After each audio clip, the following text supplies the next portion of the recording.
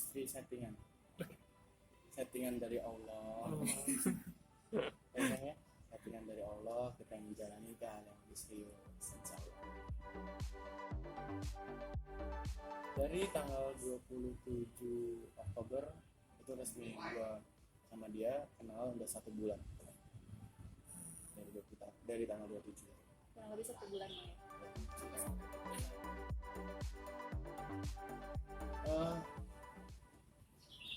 I feel kenyamanan sama dia pada saat bicara, ngobrol. Dia juga wanita yang intelektual, masih berstatus S2, ya kan, lagi mau lulus nih insya Allah. Terus juga sabar banget. Dan dia nggak peduli sama omongan netizen di luar. Itu sih yang gue salut sama dia. Sampai gue pernah bilang sama Kiki ya, waktu itu gue sempat kiss Kiki itu, Kiki Saputri. Kiki Saputri. Di saat banyak wanita meninggalkan gue, lu malah memuja gue ataupun memuji gue ataupun menenangkan gue tuh tersentuh sama orang lain seperti itu. Dan ternyata gue mendapatkan orang yang sama, dan dengan niat yang tulus sampai detik ini dia masih melakukan itu. Nah, dia ketemu awal konten sama kakaknya dia, namanya Jessica V, juga pemain sinetron. Dia datang ke rumah gua, terus dikenalin. Iya. Gak sengaja sih ya? Sengaja sama sekali, memang dipertemukan sama Allah, tidak sengaja. Dan alhamdulillahnya ya mas, aku ketemu dia itu pas aku sudah move on dari Salsa. Kalau cinta sih tentunya nggak mungkin ya, tapi kalau tertarik, feel, ya pasti dari Ya aku awalnya sih emang support dia ya, karena dia berani ngomong di depan publik, dia berani speak up, dia mengedukasi bahwa kata yang itu tidak baik untuk anak kecil. Aku bangga sama dia, walaupun hujatan aku nggak peduli ya, malah aku kayak keren gitu loh. Dia berani walaupun dibully, walaupun dihujat, tetap berani berkarya dan berani mengeksperimen dirinya gitu loh. Gitu sih, aku jadi kayak unik aja dia. Tertarik sih enggak ya, aku lebih kayak bangga aja sama ini orang berani banget buat speak up gitu sih. Itu mungkin pertanyaan yang semua orang mengalami hal yang sama ya mas ya. Kalau bisa ditanya kok bisa pacaran sama dia, ya ngalir aja gitu. Pertama feel ya, kalau kita nggak feel ya mungkin dong kita menjalin hubungan sama dia. Dan alhamdulillah selama kemarin gue berhasil move on, bener apa yang gue lakukan itu adalah doa di sepertiga malam gue. Alhamdulillah gue sempat rutin tahajud. Gue bilang sama ya Allah, umur gue sudah 26 ya Allah, Lutfi kemarin mencintai seseorang dan gagal. Padahal tahun depan pengen maju ke keluarganya. Mungkin gak ya Allah, Lutfi dipertemukan lagi sama orang yang serius untuk kamu. Dipertemukan dia. Dan alhamdulillahnya begitu dia ngasih challenge sama saya. Kamu kalau memang mau serius sama saya, coba kenalan sama orang tua. Orang tuanya dia orang tua yang sangat selektif. Bahkan mantan-mantan dia belum pernah ditemuin dan dipersilahkan datang. Diajak ngobrol pun belum pernah ya. Tapi Allah alam, orang tuanya mempersilahkan dia bertemu dan malah ngobrol untuk pertama kali. Bahkan sama ibunya dia kaget, kakak kok papa sampai mau ngobrol sama kamu. Ya mungkin inilah doa di sepertiga malam gue ya. Banyak orang yang bilang ini settingan atau dia pancos sama gue. Gue bantah 100%, gue bantah. Kalau memang dia pancos sama gue, hal yang bodoh adalah ketika gue kenalkan dia ke almarhum papa gue jauh-jauh ke Semarang. Gue ke Semarang sama ibu gue, pulang Semarang, dan gue ke Salatiga sama mama, sama dia. Kita nyekar di situ. Dia adalah wanita ketiga yang gue datengin ke makam almarhum bapak. Karena pada saat itu gue ditinggal nikah. Yang kedua sama Salsa, yang ketiga dia. Bapaknya WhatsApp, mas lihat deh mas, apa bilang gini, sudahlah dengan bahasa Banjar ini. Iya, nikah aja katanya Bahasa Banjar. tahun depan. Sudahlah nikah aja tahun depan. November atau Oktober.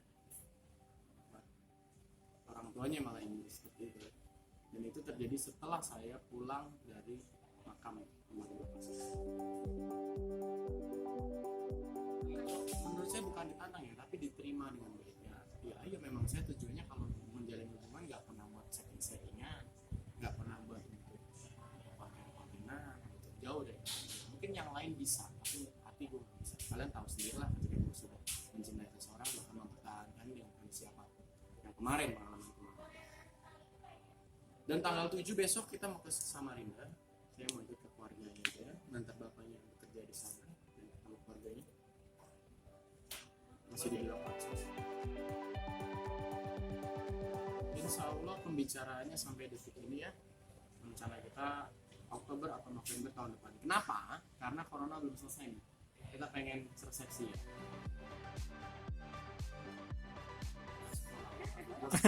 Gue dapet dia beruntung, wah. Dia dapat gue musibah kayaknya. Gitu. Kalau kita menikah hanya berada di karir yang sudah mapan, tentunya banyak wanita yang selektif di masalah kayak gitu. Tapi gue pengen menikah di saat gue sudah berserah diri sama Allah. Ya Allah, saya pengen ibadah, yang satu lagi untuk menikah.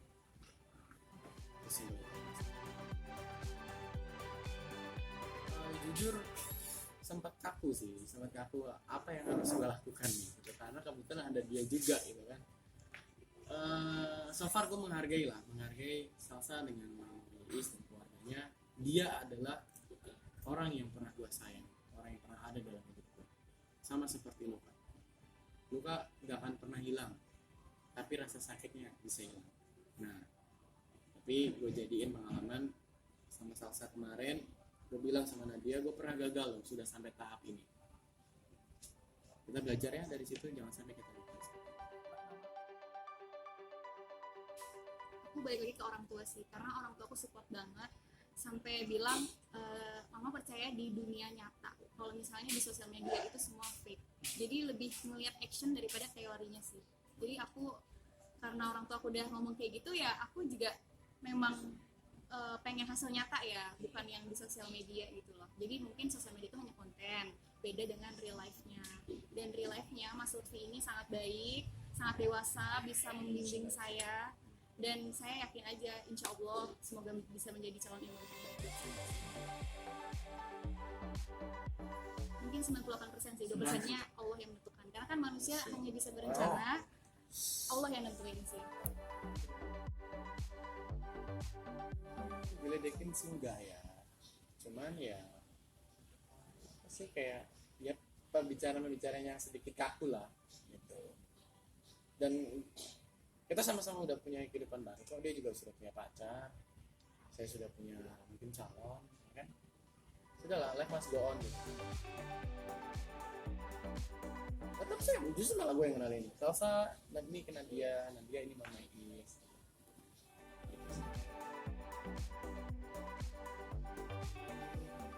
Kayak ada sedikit gap sih ya, wajar. Dia adalah wanita 4,5 tahun yang ada di samping gue, dan saat ini gue bersama wanita yang ada di samping gue yang lain. Wajar lah. Biasa aja sih, malah seneng bisa nambah teman baru ya, kenalan baru. Jadi tahu aslinya seperti ini ya dia, gitu sih. Masalah tidak Gak masalah sama sekali. Dan kalau boleh kasih kesempatan, saya minta maaf sama para netizen. Kalau memang kalian masih kesel dengan saya, tolong hujatlah saya. Dan saya minta izin untuk membuka lembaran baru sama Nadia. Jangan pernah hujat dia. Dia punya karir, dia masih pengen menuju ke Putri Indonesia 2020, insya Allah melanjutin ke pariwisata ya. Dia juga masih harus sidang tesisnya ya. Dia masih harus ngurusin usahanya juga. Jangan ganggu dia dengan hujatan yang salah sasaran. Pengalaman kemarin luar biasa loh, hujatan kalian bisa menghancurkan orang lain, bisa menghancurkan hubungan orang lain. Gue gak pengen Nadia sama gue yang udah serius hancur gara-gara hujatan.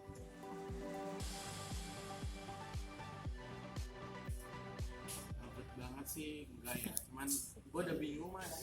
Gue kerja, pulang, tidur, buat siapa ya, buat gue apa lagi? Gue pengen buat orang yang ada di rumah gue. Ya mumpung energi lu masih banyak, kenapa enggak ya kan? Sebenarnya nikah itu kata orang-orang, nikah itu murah dan gampang, yang mahal itu gengsinya. Yang gue harus buktiin, bener gak sih itu? Kayak gue di 26 kenalan yang dilangkahi dengan orang yang baik ya. Insya Allah doa seperti yang malam saya dijaga sama. Thank you ya Rembayang, lagumu menginspirasi gue untuk doa bisa. Sejujurnya adalah karena Salsa sudah membuka lembaran baru, artinya sudah tidak ada kesempatan saya untuk menjalin hubungan lagi dengan dia. Karena pada saat itu saya masih berusaha untuk memperbaiki, mengejar dia, menjalin hubungan lagi, tapi sudah selesai. Sebagai laki-laki, langkah terakhir adalah menghargai keputusan wanita. Memang dia pengen menjalin hubungan dengan orang lain, gue harus menghargai karena gue laki-laki. Ya sudah. Dan nggak langsung ketemu Nadia, Mas. Saya tunggu 1 bulan untuk menenangkan diri saya. Di saat itu gue nangis setiap hari. Setiap bangun tidur, setiap bangun tidur, gue nangis mikirin Salsa. Sampai detik ini foto-foto di Salsa pun masih ada. Saya bilang sama dia, masih ada. Gak masalah. Justru malah gue pengen bantu aku untuk menghilangkan ini semuanya, untuk jadiin pelajaran. Yuk bantu kita kemas-kemas yuk. Kita pengen menjadi hubungan yang lebih serius kan. Bantu aku seutuhnya, menghilangkan semua bekas-bekas luka.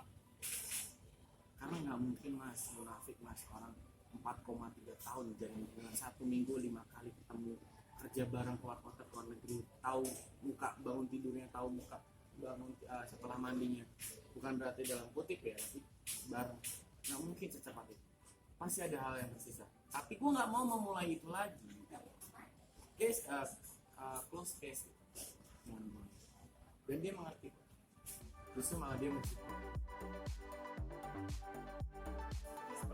Dengan cara selalu ada di saat dia membutuhkan, selalu ada di hari-hari dia, dan selalu support dia buat melangkah melalui masa lalu gitu sih, dan membantu buat melupakan masa lalu. Tapi masa lalu tuh boleh dikenang, tapi tidak dibalik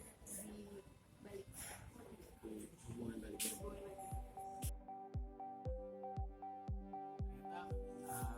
Bang Ade diangkat duta sama Pak Ridwan Kamil sebagai bentuk penghargaan kita bulan.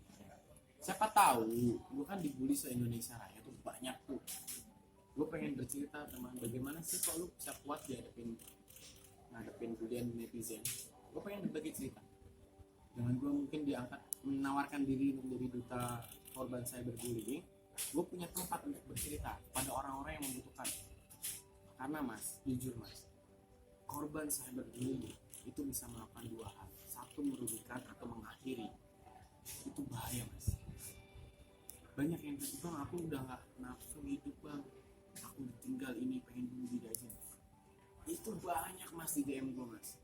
Perlu kalian tahu, gue pengen berbagi kisah ini loh. Tapi gimana caranya kalau mereka tidak ada wadahnya gitu. Justru niat baik gue menawarkan jadi duta, bekerja dengan Pemkot Jawa Barat, karena saya tinggalnya di Depok, masih ranahnya dia. Tolong buatkan satu tempat untuk bercerita korban-korban cyberbullying. Dia korban cyberbullying itu sebenarnya satu Mas, butuh cerita gimana melewati ini. Saya pun juga cerita loh, tapi sama-sama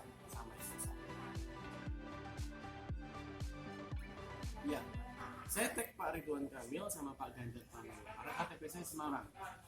Pak Ganjar malah ngerespon, jadikan itu kritikan dan beliau menjadi sebuah vitamin. Itu dalam banget vitamin. Kalau lu nggak makan, lu nggak minum, lu akan semakin drop daya tahan. Tapi kalau lu minum, lu akan punya imun booster dalam diri. Simpel itu kata Pak Ganjar. Ya semoga sih masih ditanggapin ya, karena niat baik saya bercerita hal ini dan konsekuen karena saya mengajukan diri. Beda kalau saya ditunjuk kemarin ya, ada pengalaman dan ditunjuk jadi pelaku ini kepleset, malah seperti itu ya. Gue yakin itu hanya kepleset, sifat aslinya tidak seperti itu, gue yakin. Tapi dengan gue mengajukan diri, otomatis gue sudah ikrar sama diri gue sendiri gitu. Itu aja sih, cuma nggak usah dibayar lah buat saya, cuman saya kasihlah tempat dulu kita ngobrol sama orang-orang yang kena cyberbullying. Gue takut mas, takut ada orang nyawain melayang gara-gara kena cyberbullying. Banyak contoh kan, apa itu mau terjadi di Indonesia?